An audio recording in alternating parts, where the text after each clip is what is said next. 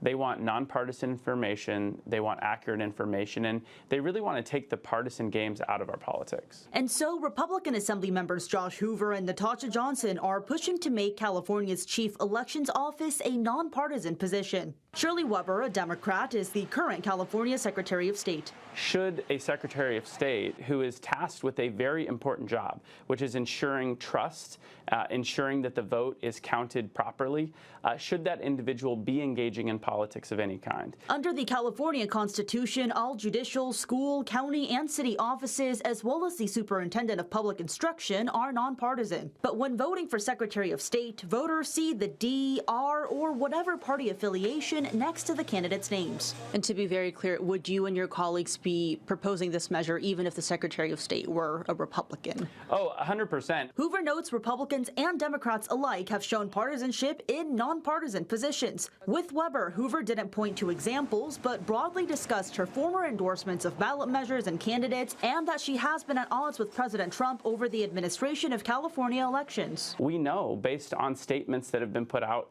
on a number of different very politically charged issues, that the Secretary of State has a partisan influence and has a partisan lean. Secretary Weber declined to comment. Her office stated they do not comment on pending legislation. We did not hear back from the governor's office on their reaction to the proposal. But voting expert Dr. Mindy Romero notes while Weber's team is responsible for printing and putting out ballots and certifying voting equipment and election results, elections are administered at the local level by nonpartisan registrars of voters. We have 58 counties, we have 58 elections, and all of our election officials, our county registrars, whether they're appointed or elected, are nonpartisan. They're required to be nonpartisan. Romero also says while the 50 states vary in whether they have a Secretary of State or if the Secretary of State is elected or appointed, all of them are partisan, which can help them win an election.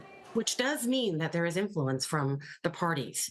All people really often want to see is that party identification, and then they trust, right, and want to vote for that individual. The proposal faces a time crunch with the legislative session ending this month. If it passes, voters will get the final say on their June 2028 ballot. Jenny Hutt, News 8. And in response, Democratic Assembly member Gail Pelerin, chair of the Assembly Elections Committee, says in part, quote, the legislature has previously considered efforts to make the Secretary of State's office a nonpartisan position. I will give this proposal the thoughtful consideration it deserves if and when it's referred to the committee for a hearing.